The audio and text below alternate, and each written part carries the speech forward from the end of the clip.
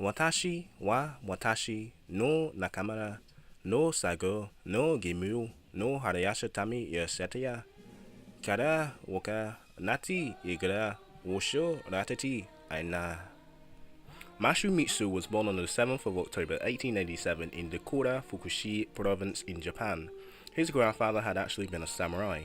Mitsui immigrated to Canada in 1801, where he worked first as a waiter in the Union Club in Victoria, British Columbia. He developed a strong command of English and drew notice from his leadership skills. World War I had broke out in 1914. Obviously, the federal government had been reluctant to accept recruits from the ethnic minorities, especially the First Nations, the Japanese immigrants, the Indian immigrants, and other British and American immigrants. Well, non-whites, basically, ethnic minorities. The Cabinet of Canada rejected a battalion of 171 volunteers in the Canadian-Japanese Association that had been trained in early 1916, in which Mitsui had actually been a part of. Strong feelings against Asian immigration in British Canada led to a widespread discrimination and even the anti-Oriental riots in 1907. Mitsui travelled in 1916 to Calgary to enlist in the 192nd Overseas Battalion. He later stated the enlistment became, he believed that it would be the benefit of all Canada and for the benefit of Japan. Kare wa sonje Canada no kari non tamarende Nihon no riki no tamarandu un sideati ita. Mitsui embarked for Britain on the RMS Empress of Britain, and that October he was posted in the 9th Reserve Battalion on the 25th of January 1917. He and 6 other Japanese Canadian recruits arrived at the front on France on March the 5th, 1917 as part of the 10th Battalion of the Canadian Expeditionary Force. They suffered racial discrimination at first, but Mitsui stated that in the battle, there was no time for such behavior. So no wai no kodo no kindera wa natata. He fought in the Battle of Vimy and later he was wounded in that battle on the 28th of April 1917.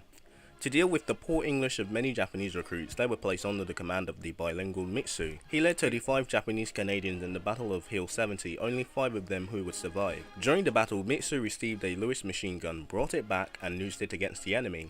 He received the British Military Medal of Leadership, Bravery, in battle and the assistance of the wounded on the battlefield as well.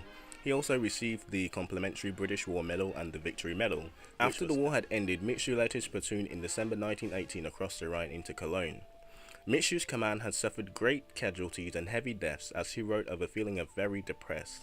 After the death by machine gun fire by his friend Kamahachi Unara, Mitsui refused to discuss any experiences of the war after it ended. He was honorably discharged on the 23rd of April 1919 with the rank of sergeant. Between world wars, after the end of World War I but not before World War II, the Royal Canadian Legion, a veteran organisation, was founded in 1925, and the following year the Japanese Canadian Veterans established in British Columbia Branch No. 9. The branch pensioned for Japanese Canadian rights, such as the right to vote, for which was gained unanimous backing from the Canadian League in 1930. The branch made Mitsui its president in 1931, and Mitsui and other members travelled to Victoria to promote the Provincial Election Act, which was extended to the suffrage of Japanese Canadian war veterans of World War I in British Columbia. Their campaign led to the passage of the bill for a single vote in the Parliament of British Columbia. Following the post-war years, World War II and his internment, the Japanese attacked Pearl Harbor on the 7th of December 1941, which brought the United States into World War II, and then he attacked Hong Kong the next day and brought Britain and the Commonwealth into war with Japan. Mitsui wrote to the Minister of National Defense on behalf of all Japanese Canadian veterans, pledging their unflinching loyalty to Canada just like they did in the Great War. Nevertheless, existing anti-Japanese discrimination only increased by Japan becoming the war enemy, exacerbated by reports of brutality in Japanese forces in Hong Kong, Manchuria, Manchukuo, and especially all across China and the Philippines and other Burma and other British Commonwealth countries in the South Pacific. Japanese Canadians, as well as Japanese Americans, because this was actually brought over from the American system, were labeled enemy aliens and suspected of spying for the Empire of Japan. So nevertheless, the Canadian government declined Mitsui's offer for military service, and he had a series of orders of councils in 1942 depriving Canadians of Japanese descent their property and rights, and basically cultivating them in the Japanese Canadian internment camps during the war, just like the Americans had did. The Canadian government declined Mitsui's offer for military service. A series of orders in the council in 1942 deprived all Canadians of Japanese descent their property and rights, culminating in the Japanese Canadian internment camps during the war. The government confiscated Mitsui's family property of 17 acres and then they sold it off and compensated the family by only giving 1/3 of the estimated total value. The Royal Military Canadian Police took Mitsui and his daughter Lucy to Hastings Park for registration as an enemy alien. Mitsui wore his war medals, his military medals, and when the registration officer asked him, "What can I do for you, Sarge?" Mitsui responded, "What are you doing to me? I serve for my country.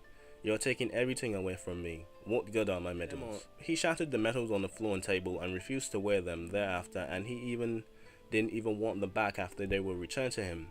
He and his family were denied the faculty in Greenwood, British Columbia, where he had first lived. Mitsui later stated, "I had complete confidence in the government, but they won't do anything for me because I'm a veteran." All the family could later retrieve a samurai sword from the house, which Mitsui's son George had actually buried in the backyard. After the war in 1945, in 1946, Mitsui and other remaining 33 Japanese Canadian veterans of World War I pensioned for the Canadian government to restore their civil rights. But the National Emergency Transitional Powers Act passed in 1945 only increased the restrictions. In turn, Japanese Canadians were given the option of repatriatism into Japan, the newly formed Japan under US-controlled rule, or relocate east to the Rocky Mountains, which is near Saskatchewan. After staying in a hostel in Toronto, they moved to Peach Farm in St. Catharines before settling in Hamilton. On Remembrance Day each year until his death, Mitsui dressed himself in his uniform of World War I, but his medal stayed home, refusing to take part in any public services. Mitsui was a guest in the ceremony of relighting the lamp of the Japanese-Canadian War Memorial in Vancouver, Stanley Park on the 2nd of August 1985. The lamp had been extinguished in 1942. The 19-year-old Misuna stated in an interview, I have done my last duty to my comrades. They're gone, but they're not forgotten." He was the last surviving member of 228 Japanese-Canadian veterans of World War I, when he died on the 22nd of April, 1987.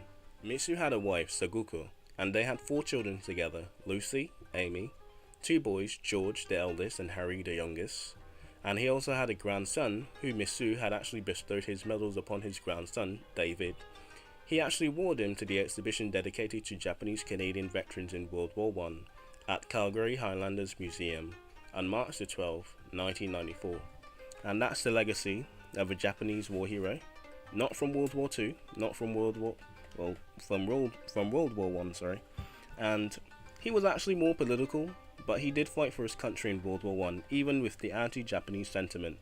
And of course there was the First Nation anti-sentiment as well, but being an immigrant, well, that comes with a lot of things as well. So even though the British settled their land and kind of hated the First Nation, at least it was their land, they did not immigrate there, the British did. But to see these Japanese come over and take away Canadian jobs and stuff, I don't know what was the situation. I don't know, maybe in the Canadian special we could actually see the circumstances and the situations leading up to the anti-Japanese, anti-Indian, whatever situation. But this is dedicated to a man that went above and beyond duty, and even though his government had failed him in World War II, he would still fight for Japanese rights, and he would go down as a legend in Canada, at least for the Japanese Canadians. And like he said, they're gone, but they're not forgotten. And there's also the White Gurkha Regiment of World War I, which he commanded, which would be dedicated to him as well, but rest in peace, Masumi Mitsui. And I still can't say his name right, but I was close enough. Learn something, my dudes, and don't shed it there, this is not a slice of life anime, man. This is a real hardcore anime. Hope you learned something. Enjoy.